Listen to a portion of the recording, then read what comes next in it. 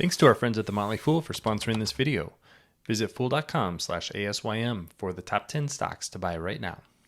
Is Apple still working on an autonomous vehicle, and is it something that we're going to see on the roads in the very near future? Well, Car and Driver recently had an interesting report that the company is testing a vehicle in Arizona on a large plot of land that's built specifically for testing vehicles. They saw some autonomous vehicles there that were then tied back to Apple. I want to cover that, but I also want to tie it to Apple's autonomous vehicle reporting and what we know about where Apple is compared to some of its major competitors like Cruise, like Waymo, autonomous driving, robo taxis. That entire technology base is going to be really competitive over the next decade, but I think it's going to be a phenomenal place for investors to be looking. So that's what I want to dig into today. My name is Travis Hoyam. Thanks for watching Asymmetric Investing. Please subscribe here on YouTube for all my content.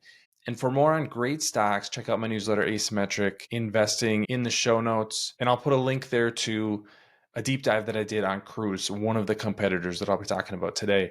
But I want to start with this article from Car and Driver. This is the article from Car and Driver that I was talking about. Came out in late June. And what this goes through is why they think that Apple is testing an autonomous vehicle in an Arizona proving grounds. This is the map of the land that they're testing on, a lot of open space to be testing vehicles. And this is thought to be an offshoot from Project Titan. Now, Apple has kind of gone in and out of developing its own vehicle, its own autonomous driving technology. But this is something that it seems like they're continuing to work on, at least in the background. What I thought was interesting with this is that based on what we know from data from California, where companies need to report how many miles they're driving autonomously, how many disengagements they have, Apple is well behind competitors. So I'll pull up that data here. And I'll start with this. If you weren't aware, in California, any company that's testing autonomous vehicles needs to have a permit to do so. So there's a number of companies that have permits. You can see here Cruise, Mercedes-Benz, Nissan, Nuro is one of the companies that's delivering pizzas around the San Francisco Bay Area, Tesla. And right up here, you see Apple is one of the companies that has a permit to test with a driver. There are also other levels that you can go to. You can see Cruise, Waymo, Zoox all have the ability to test with no driver. And then the last step is commercial operations, or deployment, as they call it.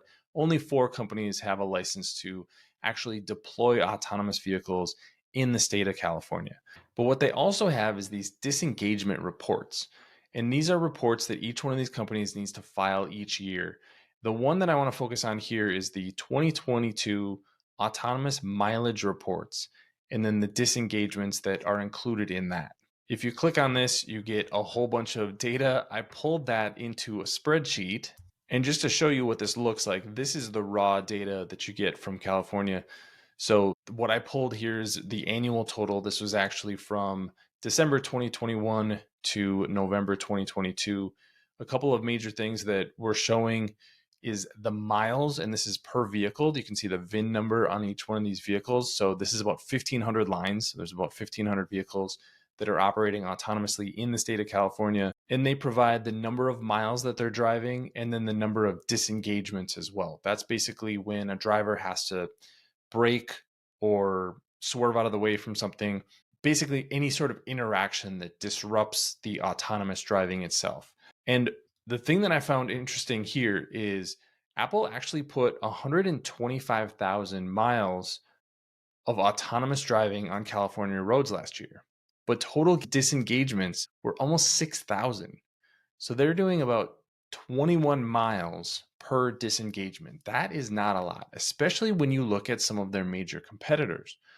Cruise, 863,000 miles, 9 total disengagements, 95,901 miles per disengagement. Waymo, 2.9 million miles, about a little over 17,000 miles per disengagement. And Zoox, over 500,000 miles, over 26,000 miles between each disengagement.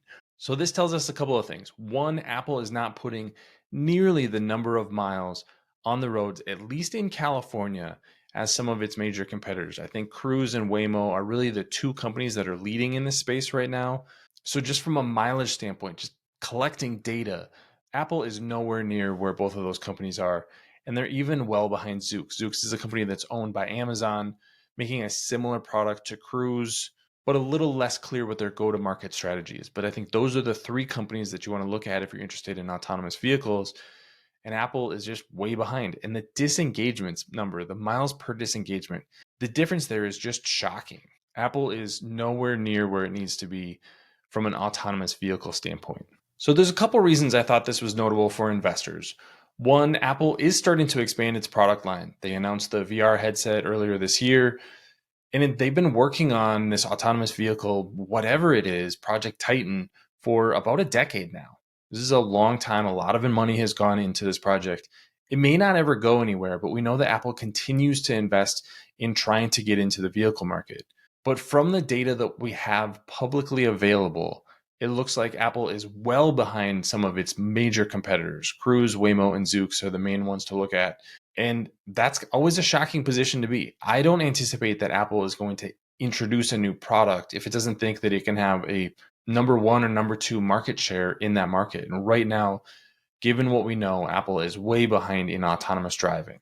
So if you're an Apple fan looking for some sort of Apple vehicle coming in the near future, given the data that we have, I wouldn't expect that to be coming anytime soon, and definitely wouldn't expect it to be fully autonomous, at least until the stats get a lot better than what we have right now. Let me know what your thoughts are on Apple's autonomous vehicle plans in the comments section. Thanks for watching, everybody. See you here next time.